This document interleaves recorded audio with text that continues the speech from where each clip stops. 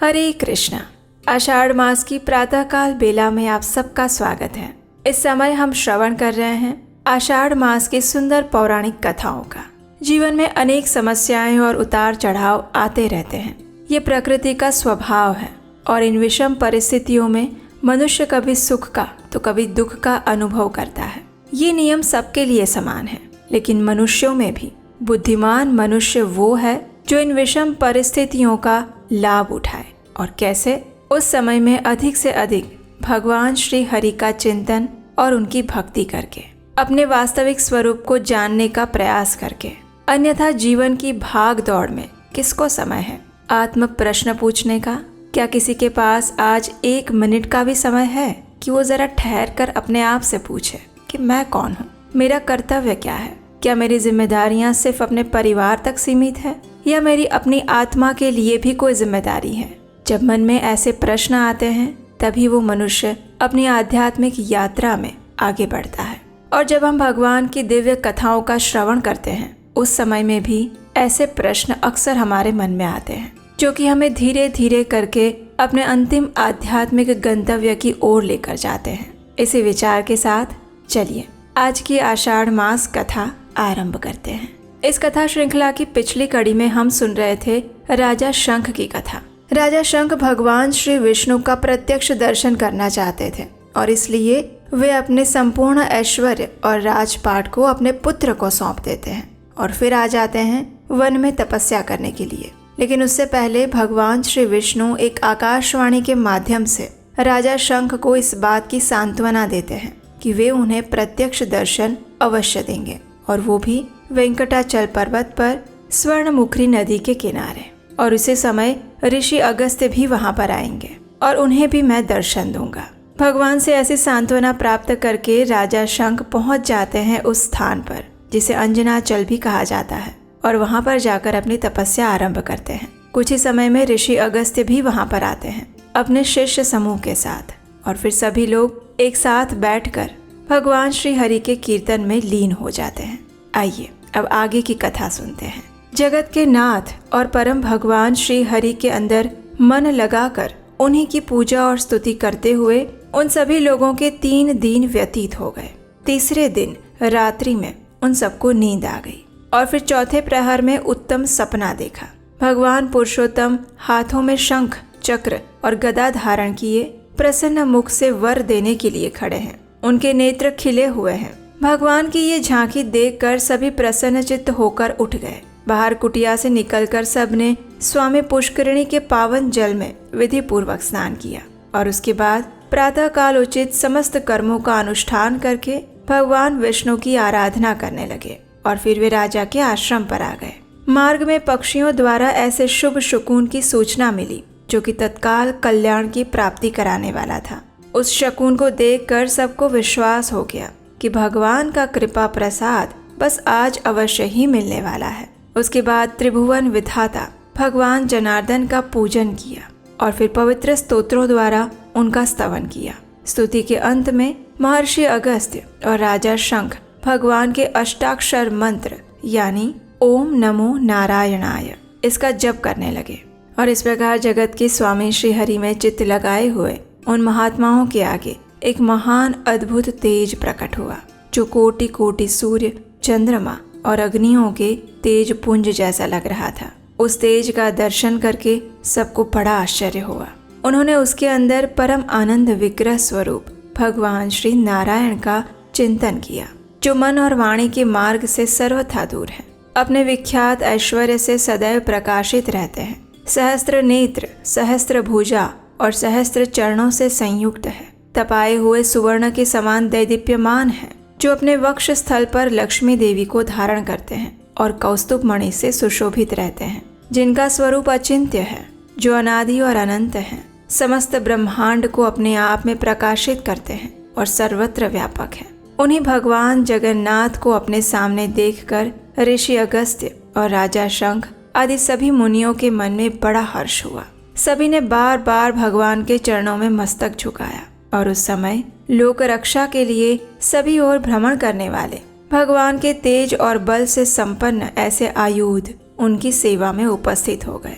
सूर्य के समान तेजस्वी चक्र, दिव्य गदा, नंदक नामक खड्ग, कमल तथा भयानक गर्जना करने वाला चंद्रमा के समान पांचजन्य शंख, ये सभी भी वहां पर उपस्थित हुए।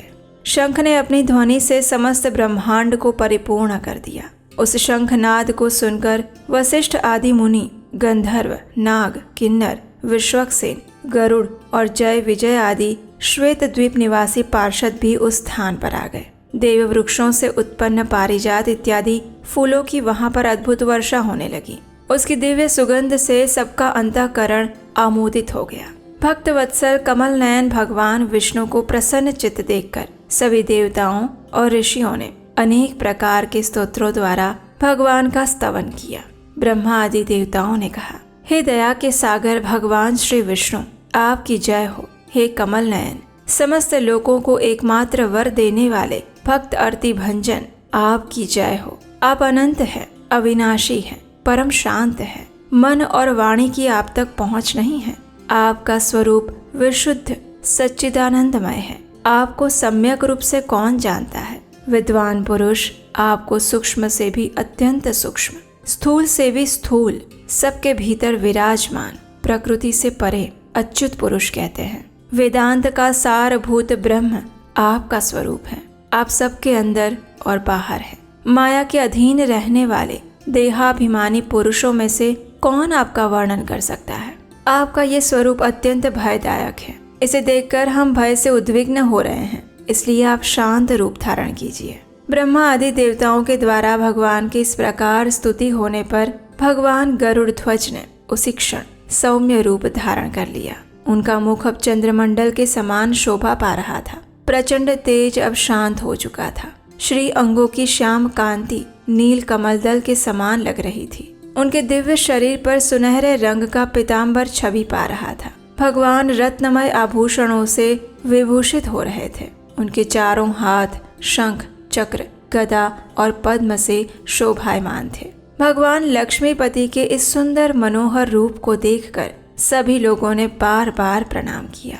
भगवान ने अभिष्ट वरदान से ब्रह्मा आदि देवताओं को संतुष्ट किया और फिर उन्होंने मुनि श्रेष्ठ ऋषि अगस्त्य से कहा, हे मुनिंद्र, आपने मेरे लिए कठोर व्रतों का अनुष्ठान करके बहुत कष्ट उठाया है, इसलिए मैं आपको अभिष्ट वरदान दूंगा।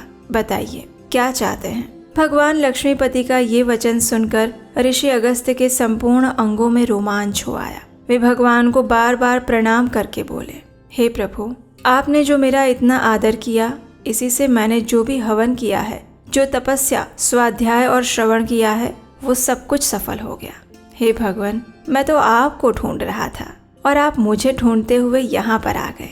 आपकी कृपा से मैं सब कुछ पहले ही पा चुका हूँ। हे माधव, इस समय बहुत सोच विचार करने पर भी मुझे ऐसी कोई वस्तु नहीं दिखाई दे रही जो प्राप्त करने योग्य रह गई हो।